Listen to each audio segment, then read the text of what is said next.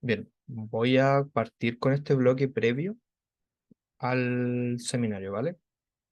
Primero que nada, les damos la bienvenida al seminario de Ansiedad, Terapia y Sociedad, Desafíos para los Terapeutas. Agradecemos su presencia y los invitamos a seguirnos en Instagram y Facebook para que estén al tanto de los próximos seminarios que se vienen. A continuación, les presentamos la agenda del día de hoy. Luego de esta bienvenida, entraremos en la presentación principal del seminario y al finalizar la presentación abriremos un espacio para responder algunas de sus preguntas. Tras el bloque de preguntas, finalizaremos la charla realizando un sorteo. El premio será una beca totalmente gratuita para el Diplomado Internacional en Terapia Psicológica para la Ansiedad, que tendrá sus primeras sesiones el día 5 de diciembre y el requisito para poder optar a esta beca es ser psicólogos u otros profesionales del área que realicen funciones de atención de pacientes que necesiten apoyo psicológico y también estudiantes en su ciclo terminal ya de la carrera. Además, es importante haber participado en toda la sesión de hoy. Y lo más importante es que recuerden mantener sus nombres reales y visibles en el Zoom durante el sorteo. Y finalmente, después del sorteo, compartiremos un link y un código QR a través del chat. Y este enlace les permitirá generar su certificado de asistencia al seminario y solo tienen que ingresar al link, llenar los datos personales y el certificado se enviará automáticamente a sus correos. Antes de continuar, vamos a compartir algunas informaciones que son de ámbito general. Durante la sesión mantendremos los micrófonos silenciados y, sin embargo, en el bloque de preguntas, si desean intervenir, por favor, deben hacerlo levantando la mano, utilizando el icono de reacciones y luego seleccionen levantar la mano. Así podremos activar sus micrófonos para que participen, como se muestra ahí en pantalla. El chat estará moderado y abierto para su uso. Pueden utilizarlo para hacer preguntas o comentarios, pero tengan en cuenta que en ciertos momentos lo cerraremos para facilitar un proceso más fluido y ordenado de la sesión. También les recordamos, perdón, que tenemos un canal de ayuda para cualquier duda que puedan tener y por favor no duden en contactarnos a través de sac@adipa.cl y en el caso de México, sac@adipa.mx. Esperamos que este seminario sea muy beneficioso para ustedes y a continuación, para dar ya inicio al seminario, quisiera presentar al expositor del día de hoy. El docente que impartirá la presente sesión es Rodrigo Mardones, el cual es psicólogo clínico, especialista en terapia breve sistémica, también es postitulado en psicoterapia estratégica breve, cuenta con un magíster en docencia en educación superior, también es académico de la Universidad Santo Tomás y la Universidad de las Américas en Concepción. Es coautor del libro Historias de Cambio, el enfoque sistémico en acción. También es doctorado en psicología de la Universidad de Flores en Argentina y actualmente cursa un magíster en filosofía política y ética en la Universidad Adolfo Ibáñez en Santiago de Chile. Ya sin nada más que agregar, les damos el paso a Rodrigo para que inicie la sesión del día de hoy. Bien, muchas gracias, Piero. Bienvenidas, bienvenidos a este seminario que organizamos ADIPA y el Centro de Estudio Sistémico para un poquito, ¿cierto?, hablar sobre terapia, sobre ansiedad, desafíos para los terapeutas y las terapeutas. Quiero partir agradeciendo la presencia de mis colegas y las mujeres presentes en la sala. Sabemos que de alguna forma por defecto se les encarga cuidar, estar a cargo de alguien y además se agregan la jornada laboral pagada, ¿cierto? Y además, ¿cierto? El deseo de estar aprendiendo y estudiando es una carga fuerte, ¿no? para nosotros los hombres de alguna forma igual, ¿cierto? Bajo el mismo pacto cultural, ¿no? Esta idea de proveer, de ser, ¿cierto? Alguien que tiene que reventarse trabajando, de alguna forma darse el tiempo para estudiar también, a mí al menos me concita admiración y agradecimiento. Junto con esto, vamos a empezar ahora, ¿cierto? Un seminario. La idea es poder acercarnos, ¿cierto? En lo que permite una hora, ¿no? A nuevas reflexiones, si uno pudiera llamarlo así, de problemáticas como la que nos convoca hoy día, que tiene que ver con ansiedad, ¿cierto? En el marco de lo que es el diplomado de terapia breve en ansiedad que diseñamos en CESIS ya hace un tiempo Cuando, y que ahora se, ¿cierto? Imparte en una alianza con ADIPA. Me interesa, ¿cierto? Hoy día poder mostrar algunos, de cierta forma, los desafíos, ¿no? Que instala la manera que tenemos hoy de conceptualizar un poquito, ¿cierto? Las problemáticas que se observan a nivel de salud mental, para poder también abrirnos a, ¿cierto? Las nuevas formas de terapia o los nuevos modelos terapéuticos que están presentes, ¿no? Y disponibles para el trabajo con personas.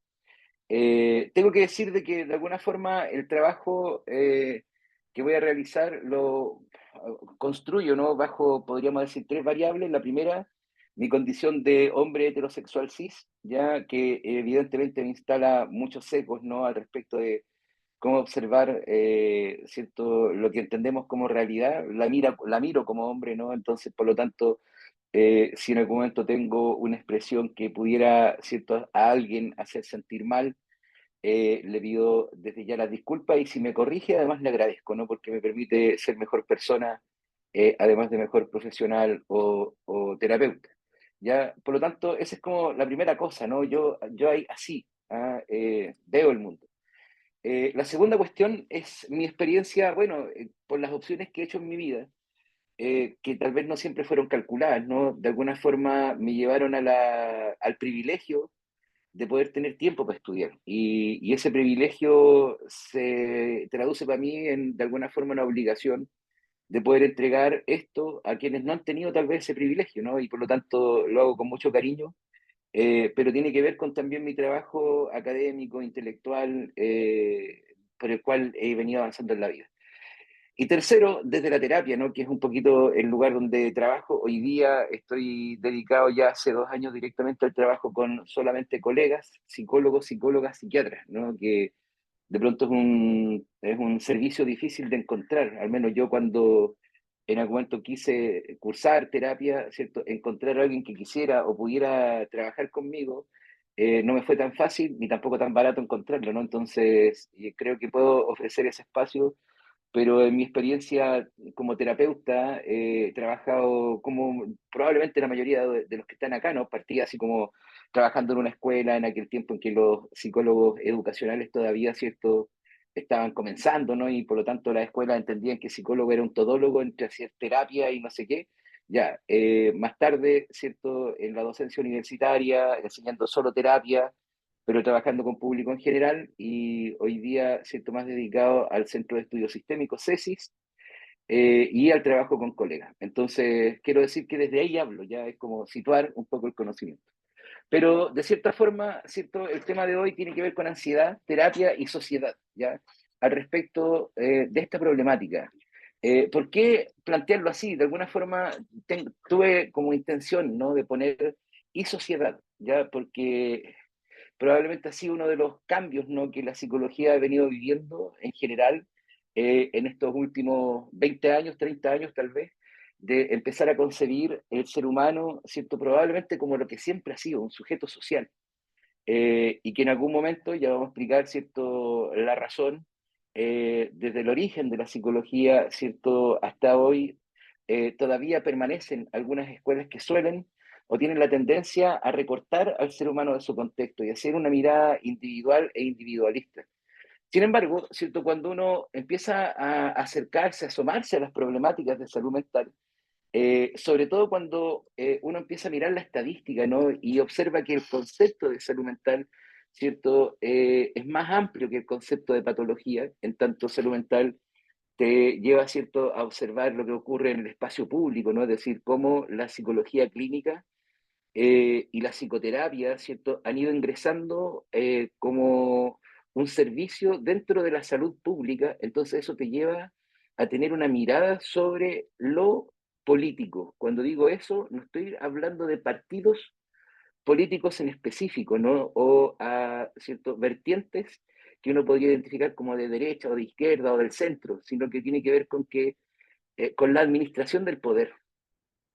A eso me refiero. Y por lo tanto, ¿cierto? Cuando hablamos de salud, en términos de salud pública, hay que ser, de alguna forma, una mirada también al contexto en el que nos encontramos. En este caso, un contexto como el nuestro, que es Latinoamérica. Y fíjate, con una experiencia, ¿no? Compleja, porque en salud mental, así como prácticamente todas las disciplinas, ¿cierto? En salud, no tenemos un modelo latinoamericano. Lo que poseemos son adaptaciones de modelos que han sido construidos, ¿cierto? Más allá de una crítica, ¿no? Pero de modelos que han sido construidos en el hemisferio norte, especialmente en Europa y Estados Unidos, en donde la investigación ha versado, ¿cierto? De alguna manera, el 90% de la investigación en salud mental tiene como foco de estudio, ¿cierto? El 10% de los países más industrializados del planeta. Entonces, fíjate, muchas de las conclusiones, ¿no? Nuestras formas de ver, muchas de nuestras epistemologías, nuestras formas de proceder, corren el riesgo de estar descontextualizadas. En un contexto latinoamericano en general, ¿cierto? En donde la pobreza es parte, ¿no? De nuestra manera, ¿cierto?, de experimentar la relación con lo que llamamos realidad, en donde justamente la inestabilidad política, ¿cierto?, en la administración de los distintos gobiernos, ¿cierto?, y estados latinoamericanos es parte, ¿no?, de nuestra cultura. ¿Ah? Eh, es cosa de ver, ¿no?, cómo de alguna forma nos toca, ¿cierto?, quienes estamos especialmente en Sudamérica, observar cuando a un presidente no le está yendo bien en la encuesta, usar el recurso, ¿cierto?, de buscar un enemigo externo, ¿no? Entonces empezar a generar problemáticas con la vecindad y cosas por el estilo. Pero en el fondo, ¿cierto?, arrastramos todavía una Latinoamérica compleja a ese respecto, ¿no? En donde la desigualdad es parte de nuestra idiosincrasia, pero no es natural, sino que es impuesta. En ese contexto, pero especialmente, fíjate, en Chile, en donde las tarjetas de crédito se entregan en las farmacias, para los colegas y las colegas extranjeras, ese es nuestro nivel, ¿no? O sea, el progreso económico del que Chile en algún momento se pudo, ¿cierto?, enorgullecer, deviene del endeudamiento. Es decir, nos gastamos plata que aún no tenemos. Entonces, en algún momento uno dice, bueno, cuando los índices, ¿no?, de malestar social y especialmente hoy día bajo la variable de ansiedad se disparan, entonces algo debe pasar en lo social. No es cierto tan simple pensar de que yo tengo una especie de coincidencia paciente a paciente, ¿cierto?, que visita el box bajo una variable netamente individual. Algo ocurre en el contexto. Y cuando decimos algo ocurre en el contexto, ¿cierto?, si miramos estudios, por ejemplo, hay algunas cifras, ¿no?, que nos presenta el termómetro de salud mental que se publicó hace poquito, ¿no? Hace unos 3, 4 meses atrás, probablemente, de la Asociación Chilena de Seguridad y la Facultad de Psiquiatría de la Universidad Católica, arroja respecto de ansiedad cosas como la siguiente, ¿no? Es decir, en la encuesta que se hizo en la población, el 67%, ¿cierto?, de los encuestados arrojó que su miedo principal y por lo tanto dentro, ¿cierto?, de lo que podemos entender como ansiedad se refiere a la delincuencia. Los y las colegas en Chile, ¿cierto?, observarán el bombardeo permanente de los medios de saturación, perdón, de los medios de comunicación masiva, ¿cierto? En donde pareciera ser que hasta la noticia, ¿cierto?, de un portonazo, de un asalto que ocurrió, ¿cierto?, en una comuna que habitualmente no tiene experiencias como esta, ¿no? Es destacada en las pantallas, ¿no?, en las portadas de los diarios, mostrando cómo, de alguna forma, ¿cierto?, los índices de delincuencia se han elevado, ¿ya? Para los y las colegas chilenas es una novedad, por ejemplo, el secuestro, ¿cierto? Y los crímenes violentos. Tenemos un bombardeo permanente en la prensa. Piensa lo que significa las proyecciones económicas, ¿no? A pesar de que hoy día, en la condición de post-pandemia, ¿cierto? Pareciera ser de que de alguna forma la ansiedad en la población bajó alrededor de 3 puntos, se mantiene alto cuando hablamos de proyecciones económicas. Hoy día, uno de los diarios, ¿cierto?, nacionales presentaba de que en el caso de Chile, por ejemplo, el año completo, 12 meses en donde el índice de desempleo va al alza. O sea, en ningún momento se ha detenido o ha empezado, ¿cierto?, el desempleo a disminuir, sino que va al alza.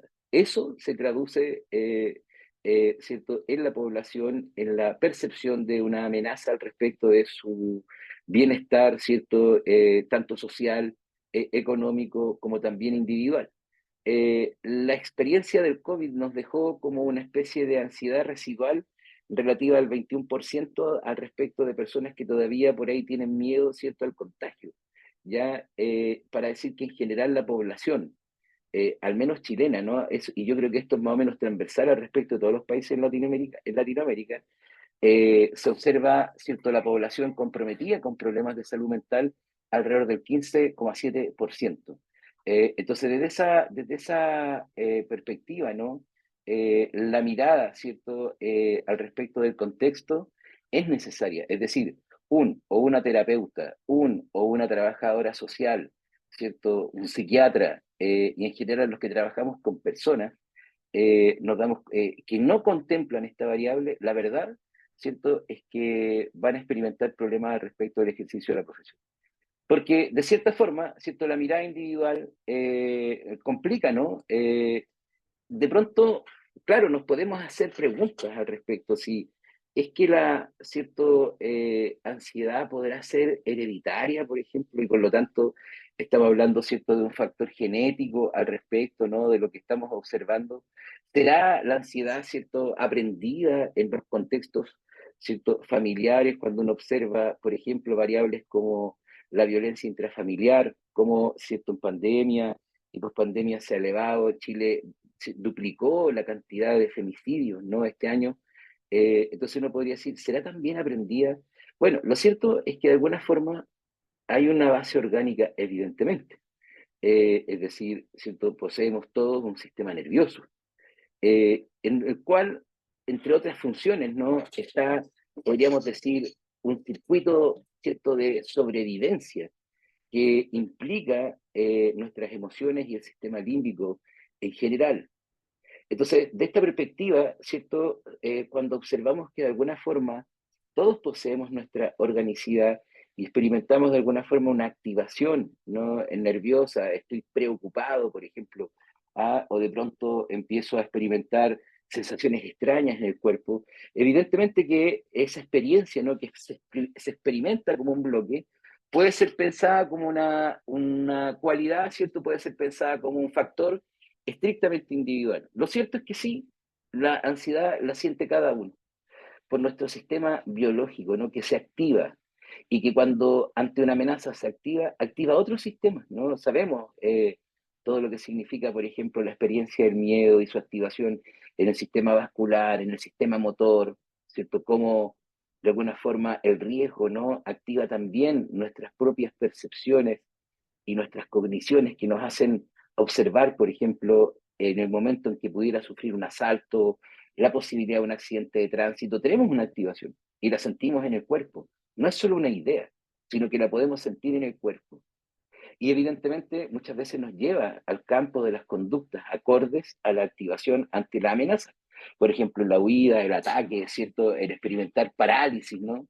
Sin embargo, también hemos observado, ¿cierto?, que de alguna forma eh, esta misma experiencia, ¿cierto?, en lo orgánico que todos poseemos, eh, también puede presentar una variable que es una emoción de miedo, por ejemplo, que puede ser más, podríamos decir, flotante, ¿cierto? Implícito, que permanece como un estado basal permanente. Y fíjate, ante esa situación que la experimentamos, ¿cierto?, como implícita, no siempre está disponible, ¿cierto?, para nuestro consciente, si lo quisiéramos llamar así, o para ser pasado por el tamiz del lenguaje y reconocer este estado basal, ¿cierto? De manera inmediata, por el cual no logro tener siempre control sobre él. Es decir, estoy permanentemente nervioso, ¿no? Y nosotros lo percibimos, por ejemplo, en las interacciones con personas que de pronto a todos reaccionan a la defensiva, ¿no? Que su respuesta ante un estímulo de desagrado, ¿cierto? Es desmedido, no hay relación. Entonces, fíjate, este estado, ¿no? Como permanente de miedo, ¿cierto? Que no siempre es identificado y que depende de alguna forma de nuestro sistema parasimpático, nos lleva también a observar esta cualidad individual de la experiencia de la ansiedad, que muchas veces en ese caso también, ¿cierto? El fármaco puede prestar, ¿cierto? Un servicio importante, en tanto no todos los procesos, no todas las situaciones de ansiedad, ¿cierto? Pueden remitir necesariamente y solo por la palabra. Entonces, desde esa perspectiva, ¿cierto? Ante la mirada, ¿cierto?, de lo que nos está ocurriendo, que se instala en un sistema que de alguna forma nos hace sentir amenazados, ¿cierto? Al menos debiéramos distinguir como dos elementos, ¿no? Una ansiedad, un miedo, ¿cierto?, situacional, un miedo que podemos de alguna forma identificar y por la cual nos podríamos hacer la pregunta, ¿no? ¿Es esta situación, ¿cierto?, requiere este tipo de reacción? Y otro que está permanentemente ahí, ¿cierto?, haciéndonos estar como un nivel más arriba en la activación, en la sensación de amenaza, el cortisol presente, ¿cierto?, en el sistema, pero además provocando deterioro en la salud, podríamos decir, general. Probablemente estas son las situaciones que requieren, ¿cierto?, un abordaje terapéutico. Eh, y desde esa perspectiva, entonces uno se pregunta, ¿desde dónde sostenemos la terapia? ¿Qué hace la gente cuando viene a terapia? ¿Qué busca la gente cuando, por ejemplo, viene a terapia? ¿Por qué vienen a terapia? Cuando yo me hago esas preguntas, la primera respuesta que encuentro al respecto de por qué, ¿cierto?, la gente viene a terapia, la respuesta es chistosa, porque pueden. Eh, eh, sí, suena chistosa, pero no es tanto. Yo soy un sujeto de 50 años. Cuando yo era adolescente, te das cuenta, los psicólogos y las psicólogas en Chile, ¿cierto? Estoy hablando, no eran un recurso tan presente, ¿no? Hoy día, claro, somos parte del inventario de distintas instituciones, ¿no? Las escuelas en general cuentan con psicólogos, los institutos de enseñanza secundaria, ¿cierto? Cuentan con psicólogos, algunas universidades en general, ¿cierto? Entonces, ya, las distintas organizaciones. Hoy día vamos a terapia porque podemos. Hay disponibilidad. En Chile, el Ministerio de Salud reconoce 72.000 colegas inscritos en el sistema de salud. 72.000, eso es harto. Tal vez no lo suficiente, ¿no?, para la demanda en salud mental, pero es una cantidad considerable en la población chilena. Eh, Sin embargo, ¿cierto?, cuando uno observa el trabajo clínico, todavía quedan resabios, fíjate, de los modelos, ¿no?, de terapia clásico, que instalaron una manera de comprender al ser humano que no siempre nos cuestionamos ni nos preguntamos, y que tiene que ver con lo que se ha descrito como el sujeto cartesiano por las distintas ciencias sociales y especialmente la filosofía. El sujeto cartesiano se refiere al sujeto que se imaginaba Descartes. ¿Se acuerdan de Descartes? El método científico, ¿cierto? El gran matemático. Bueno, Descartes, fíjense, para quienes no han tenido oportunidad de acercarse a él, tiene un texto muy interesante, ¿cierto? Pero que hay que leerlo con pinzas, no hay que comprárselo todo, que se llama Las Meditaciones Metafísicas, ¿ya? Algunos dicen que está haciendo como un juego de palabras, se está riendo de los docentes de la Sorbona, ¿cierto? Sin embargo, él muestra esta escena, fíjate qué interesante. Descartes dice en un momento, estaba yo sentado frente a la chimenea, escribiendo, en una mano la pluma, en otra mano el papel. Sentía el calor del fuego en los pies, oía el crepitar de las brasas, ¿no? Sentía la textura del papel en una mano y la pluma en la otra, pero ocurre que de pronto despierto y me doy cuenta que estaba en mi cama. Sin embargo, en ese momento en el que yo estaba soñando, tuve todas las percepciones relativas, ¿cierto?, al calor, al fuego, a las texturas. Entonces se hace la siguiente pregunta, que probablemente todos nos hemos hecho y que es entretenida, ¿no? ¿Y cómo sé yo cuando estoy despierto? ¿O cómo sé yo cuando estoy soñando? Lindo dilema, ¿no? Entonces, y Descartes, ante eso, se da un salto, te dice, por lo tanto, ¿cierto? Habiendo tenido yo esta experiencia perceptual, podría decir que de alguna forma no puedo confiar en los sentidos como fuente de conocimiento para moverme en la vida, porque los sentidos nos engañan.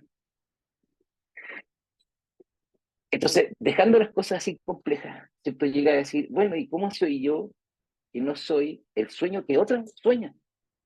Así, ¿quién no ha tenido experiencias, ¿no?, en las cuales cuando ha soñado de alguna forma, ¿cierto? Ha visto personajes, ¿no? Que después uno dice, mira, no sé quién era. ¿Ah? ¿Cómo sé yo que no soy el sueño de otra persona que está soñando? Y empieza a agregar más cosas y te dice, ¿y qué pasaría si a lo mejor, ¿cierto? Enfrente de mí, todo lo que yo puedo percibir, ¿cierto? No es más que representaciones que impone un genio maligno a mi sentido. Qué loco. Suena como, bueno, la inspiración de la Matrix, ¿no? De alguna forma está ahí, ¿no? Algo, una realidad, ¿cierto? Que se me monta a los sentidos. Entonces Descartes resuelve este problema diciendo lo siguiente, pero aquí hay un detalle. Yo estoy pensando, si soy susceptible de ser engañado es porque de alguna manera pienso, pero pienso de manera particular, me hago preguntas, dudo. Y por lo tanto, si estoy pensando y estoy dudando, es el único dato al respecto de mi existencia. Por eso él va a decir, pienso, por lo tanto, existo. Entonces, te das cuenta, en ese juego, ¿cierto?, de silogismos que él va instalando, llega un punto súper complejo, que es la posibilidad de, en el sujeto, en el ser humano, separar la experiencia mental de la experiencia, ¿cierto?, corporal. Por eso él va a tener otra frase, ¿no?, muy interesante, que va a decir, las matemáticas, una isla de seguridad en un mar de dudas. ¿Por qué? Porque las matemáticas es solo trabajo cognitivo. ¿Te das cuenta? Es el pensar puro, la mente ahí, ¿cierto? En su máximo esplendor. Y por lo tanto, ¿cierto? En esa perspectiva, ¿no? Lo que va a ocurrir es que se van a separar en el sujeto, se va a trasladar este dualismo que ya venía antes de Platón, de el alma y el cuerpo, ¿cierto? En un cuerpo y una mente, que cuando comienza, ¿cierto?, a desarrollarse como la manera de entender el ser humano en las distintas ciencias modernas, vamos a observar la siguiente figura, ¿no? Se va a plantear el cuerpo como nuestro ámbito material. Todos, de alguna forma, ¿cierto? Podemos observar que poseemos un cuerpo, ¿cierto? En términos cartesianos, poseemos un cuerpo. Por lo tanto, es el cuerpo lo que se mueve en el espacio público. Ustedes hoy día en la pantalla ven, ¿cierto? Mi cuerpo, disculpen lo poco, ¿no? Pero bueno, es lo que hay, ¿no? Ya no pueden ver cómo están ocurriendo la elaboración, ¿cierto? Podríamos decir en perspectiva cartesiana mental de las ideas que se van encadenando. Yo tampoco, ¿cierto? Puedo ver los de ustedes, ¿no? Entonces, desde esa perspectiva, ¿cierto? El cuerpo es la materia, lo público, lo que establece relación. Cuando nos encontramos con otro, hola, ¿cómo está? Nos damos la mano, un beso, un abrazo, ¿cierto? Ahí está, ¿no? Aquí está el cuerpo del otro. No puedo ver si efectivamente el otro, ¿cierto?, siente alegría por verme o un desagrado enorme porque está en otro espacio, ¿no? Lo que yo siento es el cuerpo, es la que establece relaciones, ¿no? Y del cuerpo usamos un concepto, lo exterior. Y fíjate, en el modelo cartesiano, la mente entonces no la define, pero sería aquello no material, que está en un espacio privado, no sabemos lo que otros piensan. Como decimos, caras vemos, corazones no sabemos, ¿no? Como haciendo la metáfora, ¿cierto? De no sabemos lo que está, en qué parte en el interior. Es decir, la mente, ¿cierto?, está en este espacio interior y su espacio, ¿cierto?, o su lugar es la soledad. La procesión se lleva por dentro, amigo. Usted me ve contento, pero la procesión se lleva por dentro. ¿Te das cuenta? Eso instaló una manera de comprender al ser humano dualista, que hasta el día de hoy permanece. Incluso muchos de nosotros, ¿no? Es como la creencia de tener cuerpo, por ejemplo, cuando en realidad somos cuerpo. Si perdemos una extremidad, ¿cierto? No perdí una parte del cuerpo, perdí una parte de mí. Y desde esa perspectiva, ¿cierto? esta forma de comprender al ser humano, ¿cierto? Ha llevado a pensar, por ejemplo, que la mente es un órgano,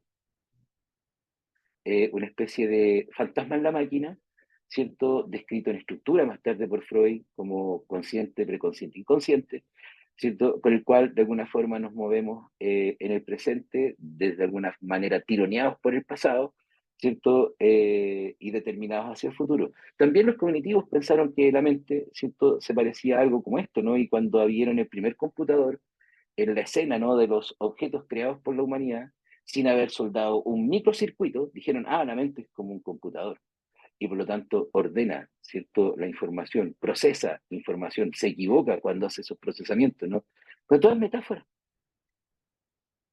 metáforas, ninguna puede ser probado, o salvo que hoy día ustedes se hayan enterado que hace poquito, por ejemplo, apareció una mente, ¿no? En la mesa de autopsia. Entonces, fíjate, eh, como es como la manera de referirnos a la mente, son metáforas. Entonces hay que elegir metáforas que nos sirvan para trabajar en la clínica. Y ese es el tema, ¿no? Un tema de elecciones. Las terapias modernas, las terapias actuales, ¿no? Han buscado otras formas. ¿Ya? Probablemente la psicología completa abandonó la pregunta por el aparato mental. Sin embargo, para el trabajo en terapia, pareciera ser que cuando uno concibe el aparato mental, la mente, como una construcción social, Eh, claro, se experimenta como individual, todavía nadie puede crear la maquinita, ¿cierto? Que nos diga qué está pensando, ¿cierto? Ahí el Alberto, ¿cierto?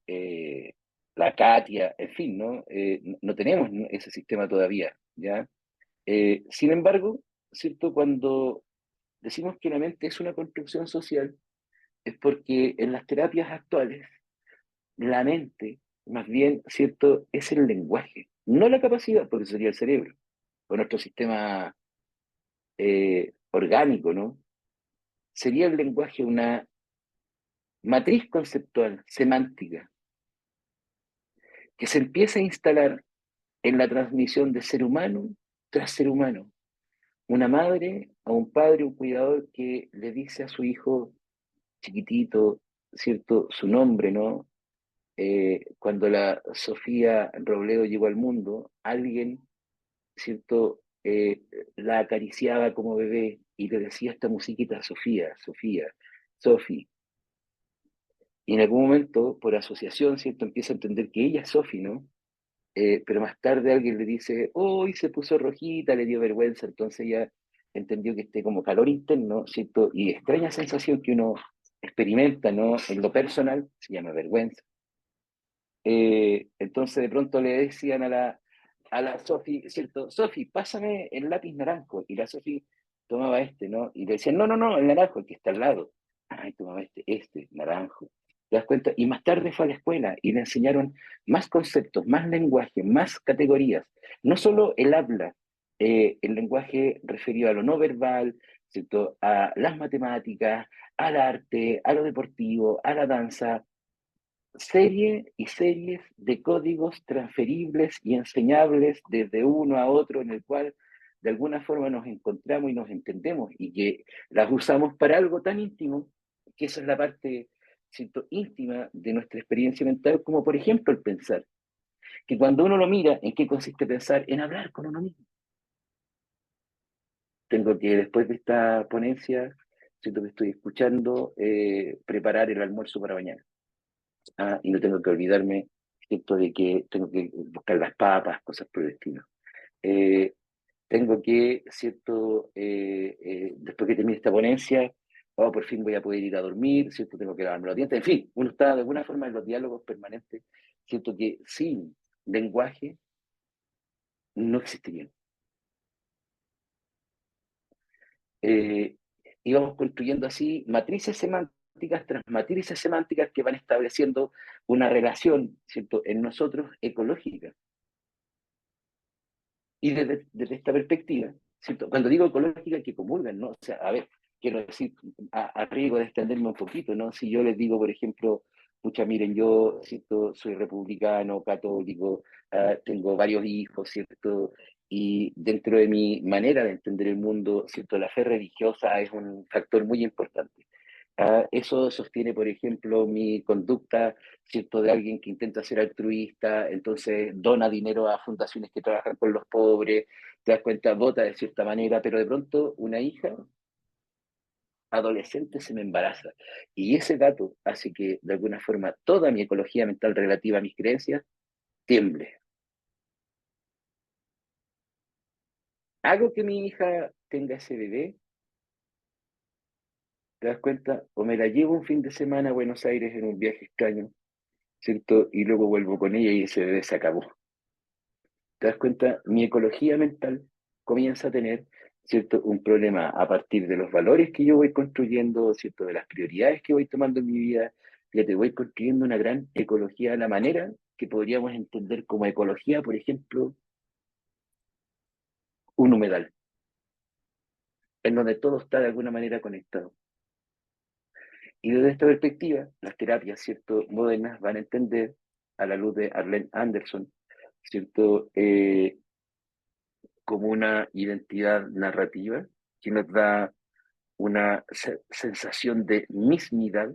Es decir, hoy, por ejemplo, estoy haciendo esta conversación con usted en el departamento donde me criaron hace 50 años, un viejo edificio.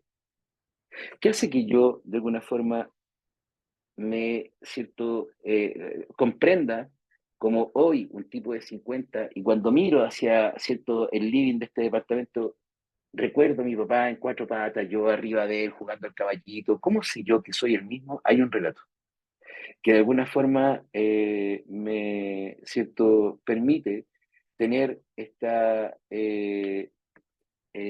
experiencia, ¿no? De mismidad, soy el mismo. Y esa historia, ¿cierto? Esa identidad narrativa no es lineal. La linealidad la da la cronología, ¿no? Pero si ustedes me dicen, Rodrigo, háblame de tu infancia, a ver, ¿cuál? ¿A qué te refieres con eso? ¿Como estudiante? Ah, sí, porque estoy aquí mostrando, ¿no? Algo de conocimiento, entonces te tendría que decir que estudié en la escuela pública, ya. Pero antes decía, pero puedo hablar como amigo, puedo hablar como hijo, puedo hablar de mi experiencia, ¿cierto? Explorando el mundo, cuando infante. No es lineal. Eh, y claro, ¿no? Esta posibilidad de recordar, ¿cierto? De poseer un relato al respecto de mí, te das cuenta que tal vez si yo escucho el relato acerca de mí, de mis primos, ¿no? De mis tíos, ¿cierto? De otras personas que cuando me encontraron, me conocieron cuando niño, a lo mejor no es tan coincidente, ¿no? Hay puntos donde, que claro, dependen de las percepciones de otros, de la manera en que otros usan los conceptos, ¿cierto? De las experiencias que otros tuvieron conmigo y que a partir de esas experiencias también me miraron y me comprendieron, ¿cierto? Y me juzgaron. Por lo tanto, ¿cierto? Si tú observas, la mente es una construcción social que experimentamos como individual.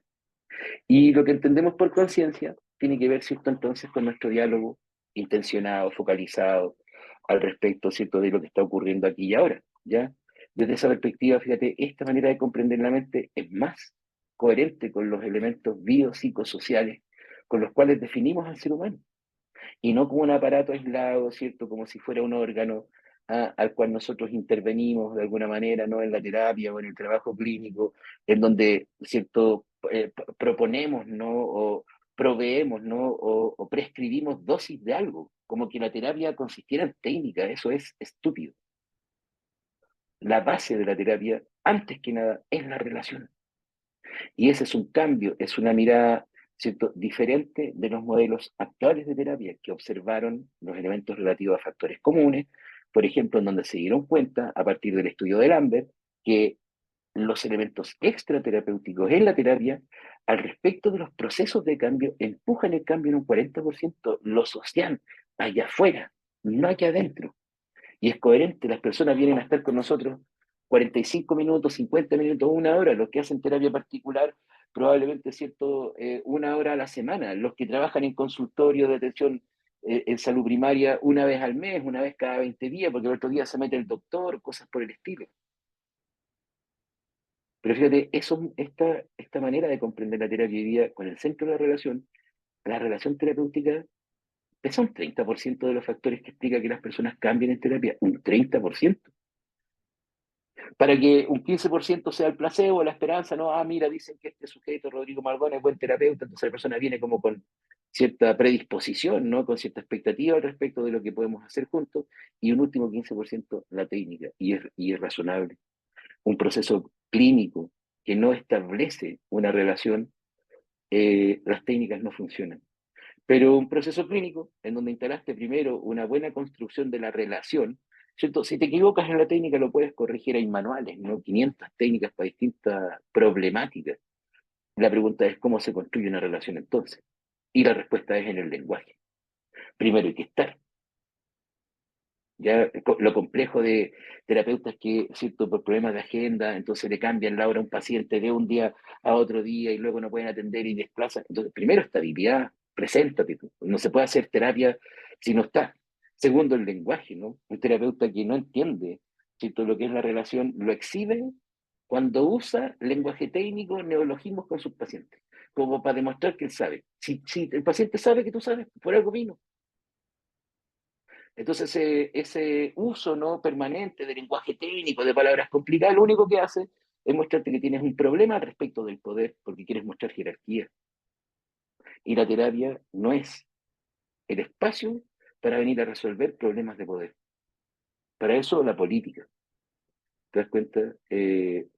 Entonces, desde esa perspectiva, fíjate lo complejo de esto, y probablemente lo interesante es que si tú entiendes la mente como una construcción colectiva, social, te obliga a un compromiso en lo colectivo, a observar, por ejemplo, qué está ocurriendo en lo político en mi país, cuáles son las opciones. No estoy diciendo que ni de derecha, ni de izquierda, ni del centro. Tienes que pensar y encontrar tu opción. ¿Qué está ocurriendo en lo político? Porque resulta que la mente es colectiva. Entonces, las decisiones que se toman en el ámbito político, en lo cultural, sí impactan en la salud mental, sí impactan en nuestro bienestar, para bien o para mal. Tienes que observar lo que ocurre en educación. Los sistemas educativos no pasaron la prueba de la pandemia, no porque los profesores supieran o no supieran manejar Zoom. Seguimos enseñando ciencias que ya caducaron. En Latinoamérica seguimos enseñando epistemologías que ya caducaron. Enseñamos historia como si de verdad la historia hubiera sido así. ¿Te das cuenta? Pero al menos en mi país, no sé cómo será, cierto, la mayoría de los otros países de Latinoamérica, intencionalmente no enseñamos educación sexual y afectiva. Pero fíjate, además, no enseñamos educación cívica, es decir, a nuestros estudiantes en Chile. Yo creo que en Bolivia, que he estado bastante bien también, ¿cierto? Creo que en Perú también, no sé muy bien en México, porque México es un monstruo enorme, ¿no? Entonces, con distintos estados, pero en Chile, al menos en esos países yo doy fe, no enseñamos cómo relacionarnos en lo personal, lo afectivo, lo sexual, ni cómo relacionarnos en lo público. ¿Te das cuenta cuando tú comprendes la mente como colectiva? Entonces eso debiera darte picazón al menos, ¿no? Oye, ¿por qué tenemos esto, no?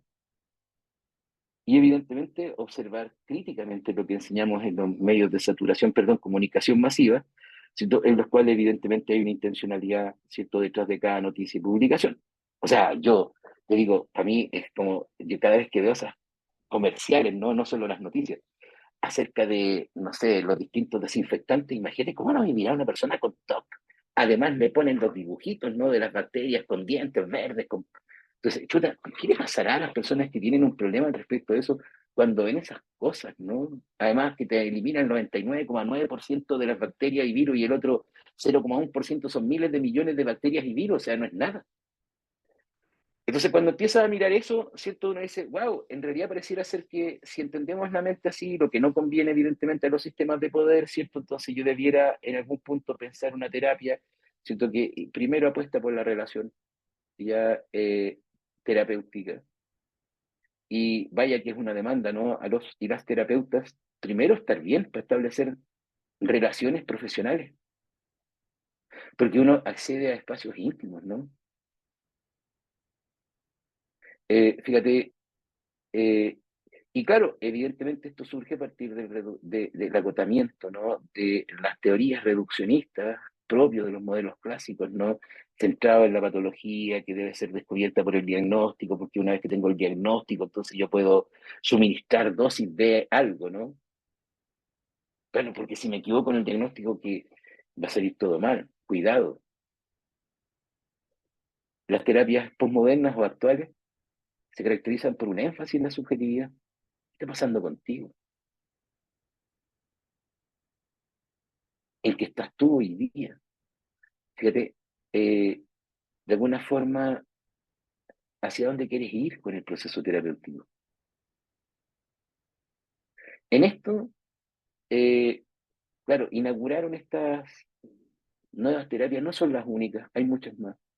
No me pregunten, me preguntó alguna vez en un mismo post ADIPA, ¿no? Rodrigo, tú que fundaste con Felipe García el Centro de Estudios Sistémicos, ¿es verdad que las terapias sistémicas son las más efectivas? No, no es verdad.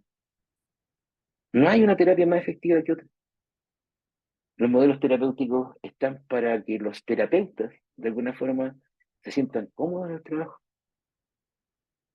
Probablemente el problema que tenemos con las terapias clásicas es que no han logrado reeditarse, ¿no? Y por lo tanto hay fenómenos que no observan en algunas problemáticas actuales por su modelo de base, pero no significa que sean peores. Yo, cuando me preguntan como profesor o la chapa de experto, ¿no? Eh, ¿Hay algún modelo mejor que otro? No, conoce los modelos para el trabajo con pacientes, elige en el que tú te sientes bien, que va contigo, con tu idea de mundo, con la manera en que experimentas, ¿no? Primero a ti mismo, ¿cierto? Aprende ese. Y ojalá aprenda uno más, porque los modelos terapéuticos, ¿cierto? Luego están puestos para que nuestros pacientes se sientan bien. Las terapias postmodernas entienden que la terapia es un traje hecho a la medida. Entonces el centro es el paciente, no nosotros. Entonces, desde esa perspectiva, lo que decía, ¿no? La centralidad en el vínculo. Procesos breves, ¿no? Cuando digo breve no me refiero necesariamente a cortos. O sea, que van a lo justo y necesario, no más, no menos. Observamos el motivo de consulta y nos quedamos ahí. No entendemos el motivo de consulta como uno latente y uno manifiesto. El manifiesto es el que cree que el paciente tiene, el latente solo lo ve el experto, porque esos juegos de poder nuevamente, ¿no? No se justifica. Nosotros entendemos motivo de consulta, ¿cierto? Como la historia que el paciente cuenta del problema, no el problema. Eh, y ahí hacemos un proceso de indagación e intervención en el momento en que comenzamos la terapia. Ustedes van a decir, pero profesor, entonces ustedes no creen en las patologías. No se trata de eso. Si tenemos que llevarlo al campo de creer o no, sí, evidentemente somos terapia. Cualquier proceso de trabajo con personas que diga que no es terapia, se escapó del marco ético y legal de la terapia. Por eso que de pronto yo escucho hablar gente, no sé, yo soy diseñador de vidas. Ese es un gurú. Siempre terminan siendo abusadores. Yo soy alguien que reescribe historias. Ese es un gurú. Siempre terminan en abusadores. Es salirse del marco ético y legal de la terapia. La terapia es terapia. Desde las terapias psicodinámicas, ¿cierto? Hasta las últimas que hemos venido conociendo en las escuelas no cognitivas de tercera generación, psicología positiva y cosas por el estilo, que se describen a sí mismas como terapia, se definen como terapia. Los modelos actuales, fíjate, eh, co-construimos los objetivos a trabajar en el proceso clínico, no los instalamos por el manual. ¿Qué te gustaría lograr con la terapia? ¿Cómo te vas a dar cuenta que estás logrando lo que tú buscabas con la terapia? ¿En qué te puede ayudar la terapia para lograr tus metas y objetivos, siento que te has propuesto en la vida? nos orientamos a resultados que puedan ser medidos en evaluaciones, o Q45, SRS, ¿cierto? Algún inventario de ansiedad que yo aplico al principio, al medio y al final. Nos orientamos por resultados, no por la sensación del terapeuta, así como, no, yo creo que ya estamos bien, llegamos hasta aquí. Entonces, desde esa perspectiva, ¿cierto? Las terapias modernas dan una importancia significativa al lenguaje, a la narrativa de las personas. Prestamos especial atención a cómo los pacientes construyen, cuentan sus historias, cómo esto les influye en su comprensión de sí mismos, de sus problemas. En general, la búsqueda, ¿cierto?, de colaboración, podríamos decir, es central, más que de intervención. Propendemos a modelos de relación terapeuta-paciente más bien horizontales, no colaborativos, centrados siempre en el presente y de alguna forma tratando de construir el futuro, no el pasado, porque ya fue. Y todo lo que queramos hacer hacia atrás son juegos especulativos, ninguno fundamentado. El recuerdo, la memoria es una construcción, el lenguaje es un sistema. Los hechos no podemos volver atrás en el tiempo. Por lo tanto, observamos, como dirían cierto, las escuelas más estructuralistas, trabajamos en la superficialidad. Para los que creen que hay profundidad. ¿Ah? Y desde esa perspectiva, ¿cierto?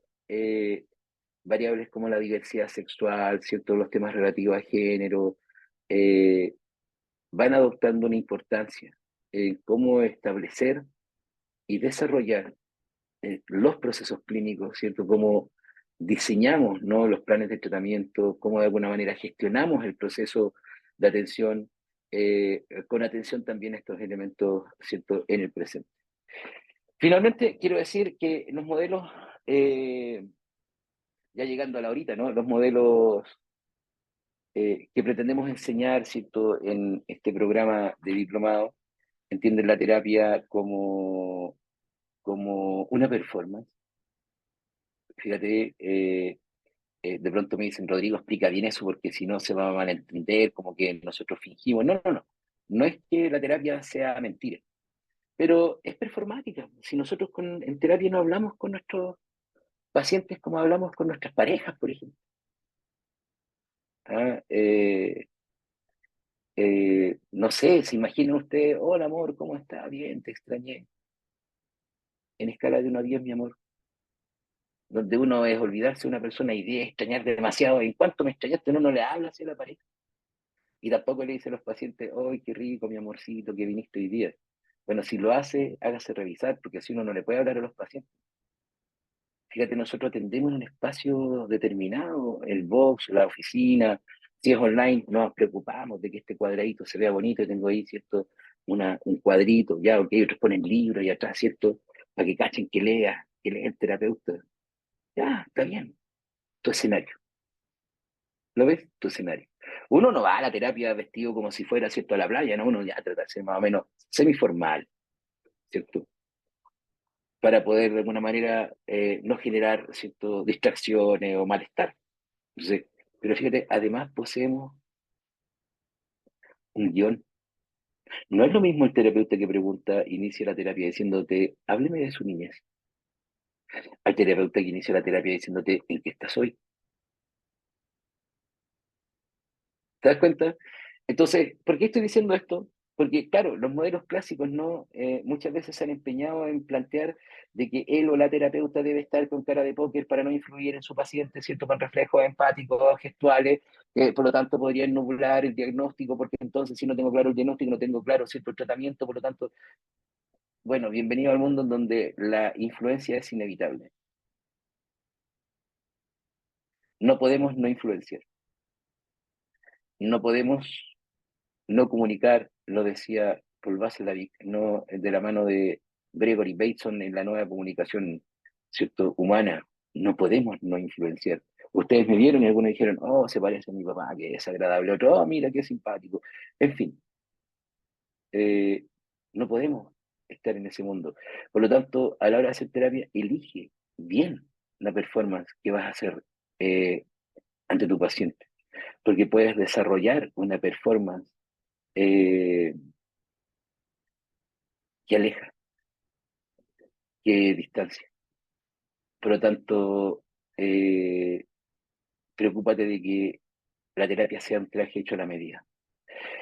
Finalmente, quiero decir, ¿cierto? Que fíjense, a la luz de este, ¿cómo se llama? Diplomado que vamos a dictar, ¿cierto? Es un diplomado de 10 módulos, son 120 horas ¿cierto? Que certifica el certificado, 80 horas de clase, 40 horas de trabajo personal, lectura, estudio. Tenemos un primer módulo en donde lo hago yo sobre los fundamentos teóricos, desarrollo un poquito más esto y enseña técnicas, ¿cierto? Iniciales de terapia para personas que están cursando con algún problema de ansiedad. En el segundo módulo viene Felipe García, en donde enseña terapia breve para el estrés.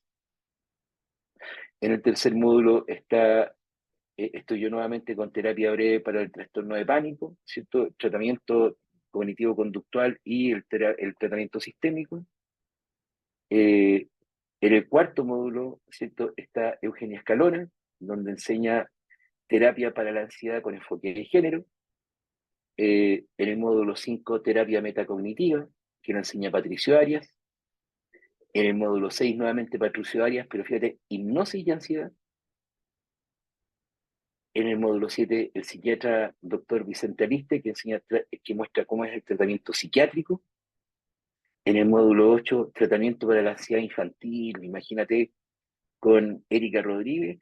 En el módulo 9 abordaje de problemas de ansiedad en atención primaria de salud, por el magíster Carlos Salazar. Eh, y en el último módulo, terapia familiar sistémica para trastornos fóbicos, que dicta el psicólogo y magíster Ricardo Enrique, y un módulo al final, que es más cortito, 1 hora, en donde hacemos estudio de casos y cosas por el estilo. Ese es un módulo, ese es un diplomado, 10 módulos, en el cual, ¿cierto? Se va a enseñar, ¿cierto? Lo que un poquito hemos desarrollado en simple y lo que se puede hacer en 1 hora, ¿ya? Eh, Eso. Bien, no sé, hay preguntas, se supone que ahora tendríamos que de alguna forma interactuar en eso, ¿no? Y también tenemos que hacer un sorteo. Vamos a responder 3 preguntas porque la hora hace que algunos se estén yendo y se pierdan del sorteo, ¿no? Hay posibilidad, así que no sé si alguien quiere preguntar algo, comentar, no estar de acuerdo, también todo es bienvenido.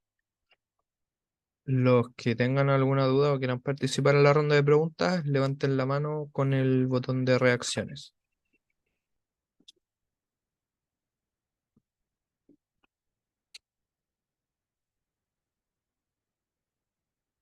Le están pidiendo que pongan de nuevo el link de sorteo, creo que es, ¿no? Alguien dice ahí, la Laura dice, se me desconectó la llamada, ¿podrían poner el link de nuevo? Ya, Alba, vamos. Bueno, primeramente, muchas gracias. Un ejemplo, yo estoy estudiando, ya estoy en mi último año y yo tengo un trastorno de ansiedad. Entonces, eh, aún estoy descubriendo cuál es como mi traje a la medida que me gustaría a mí implementar cuando Ujú, pueda estar en el consultorio. ujú, Y es como todavía estoy en esa preparación todavía de saber ujú, cuál va ujú. a ser el mejor. Sí.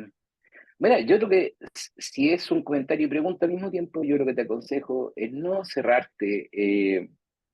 De pronto tenemos actitudes no fanáticas entre los colegas, y hay gente que se molesta, ¿no? Cuando de alguna forma se presenta otra forma diferente de ver las cosas al respecto del modelo que, no sé, les gustó, te das cuenta, eso es tontera, ¿ya? Es justamente permanecer en modelos que se fueron anquilosando en el pasado, en tanto no discuten, no conversan, se emocionan negativamente, ¿es cierto? Se vuelven agresivos, interpretan todo como, ah, claro, porque entonces me estás diciendo esto, porque tú justamente, entonces, ¿te das cuenta? Fanáticos. Y el fanatismo no hace bien a nadie, ¿no? Y no tiene espacio tampoco en la ciencia. Así que ábrete a conocer distintos modelos, ¿cierto? No te vuelvas una fanática de algo, sino que aprende, ¿ya? Así que eso. Vamos con Tanza Matus. Hola, ¿Me escucha bien? Hola, ¿cómo estás? Bien, gracias. Sí. Bueno, primero agradecerle por la exposición, creo que fue muy enriquecedora. Ujú, Muchas de las cosas que dijo son cosas que yo igual he estudiado mucho en clases y con lo que ujú. más me quedo es con lo importante que es establecer un buen vínculo con los pacientes, porque en todos los ramos que he tenido, en todas las corrientes, todo lo que estudiamos siempre se enfatiza mucho en el vínculo, que eso es como lo más significativo para lograr como avance en la terapia. Entonces, por ejemplo, a mí me gustan, no sé, la corriente humanista, psicología integral de la persona y sistémica, pero independiente de que me desempeñe en cualquiera de esas tres, lo más importante siempre es como mantener una buena relación con los pacientes. Entonces me quedo con eso. Y en eso, fíjate, construir vínculo tiene que ver con el lenguaje, esa es la primera batalla, ¿no? Y para Sí. eso, fíjate, no solo leer paper, es importante leer investigaciones, es importante leer paper, libros especializados, pero tienes que ver a la doctora Polo. ¿Te das cuenta? Tienes que ver Pasión de Gavilanes, La Rosa de Guadalupe, hablar con el almacenero, porque desde ahí, como la mente es una construcción social, te das cuenta, desde ahí vienen influencias importantes que hacen que las personas piensen, actúen, se emocionen de cierta forma. Y si uno se vuelve grave, ¿te das cuenta? Si no vas a ver de pronto una película, si no eres, ¿cierto? Si no disfrutas de un recital o de un cantante o de una cantante que te gusta, tienes que ir a ver Taylor Swift, ¿cierto? Al cine, por último, si no lo puede ir a ver, ¿cierto? En fin, porque uno tiene que conectar. El peor es el terapeuta desconectado que se quedó en su, te das cuenta, oráculo solo allá arriba, ¿no? Ese no entiende nada, ¿no? Ese anda mostrando siempre como su teoría, te das cuenta, y transfiere la teoría a todo. Hay que ir allá. A mí me llegó una vez una paciente, la divertido, ¿no? Porque me dice, mire, estaba yo un día viendo a la doctora Polo. Ah, ¿por qué me viene a ver? No motivo de consulta. Estaba viendo yo un día a la doctora Polo. Y resulta que apareció una persona que demandaba a otra. Ya, ya no me acuerdo mucho el problema, me acuerdo de la situación, ¿no? Entonces, en eso, la doctora Polo ve que tiene psicólogo, tiene psicóloga en el programa. Yo, sí, sí, claro. Llama a la psicóloga y viene y la psicóloga explica que eso que le pasa a la persona que estaba denunciando es un problema de salud mental. Y esa cuestión que la señora está hablando es lo que me pasa a mí. Si te das cuenta, si uno no ha visto eso, no tienes idea, ¿no? De lo que está ocurriendo no sé, si alguien no conoce el programa, es un programa de televisión de una jueza, ¿ya? Entonces hay que estar en esos espacios, ¿te das cuenta? Y yo creo que la relación también tiene que ver con eso, ¿ya? Que haya algo que compartir, ¿no? Y Gigliola Valeria era la tercera persona y de ahí nos vamos al sorteo. Rodrigo, muchas gracias. Primero que todo, para ser administradora pública y no venir digamos, del área de tu profesión, Ujú. me resultó claro y muy entretenida el taller. Quería preguntarte si consideras que esta formación es una buena instancia para acercarse a la psicología para quienes no lo somos y que nos gustaría cursar como una segunda carrera a futuro, o la sugieres principalmente para colegas tuyos. Mira, lo que pasa es que si tú estás pensando en acercarte a partir de, ¿cierto? Es complejo porque probablemente ya vienen algunos elementos que están un poquito más, podríamos decir, pensados para el mundo de la psicología, trabajo social, eh, psiquiatría, medicina, que están trabajando ya, ¿cierto?, con personas en el área de la salud mental, médicos de salud mental.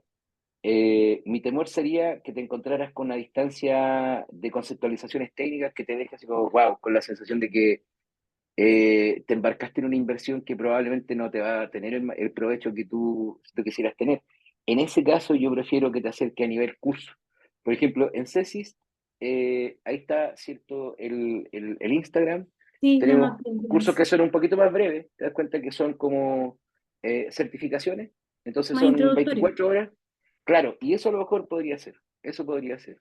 Muchas gracias Y por tu después, aporte. bueno, ahí no voy a poder responder todas las preguntas, pero si alguien tiene dudas, ¿no? Me pueden preguntar por Instagram, yo respondo todas las preguntas que me hagan, aunque no sean seguidas, porque a veces estoy o haciendo terapia o haciendo clases, entonces, pero si me dejan una pregunta, yo la respondo, ¿ya?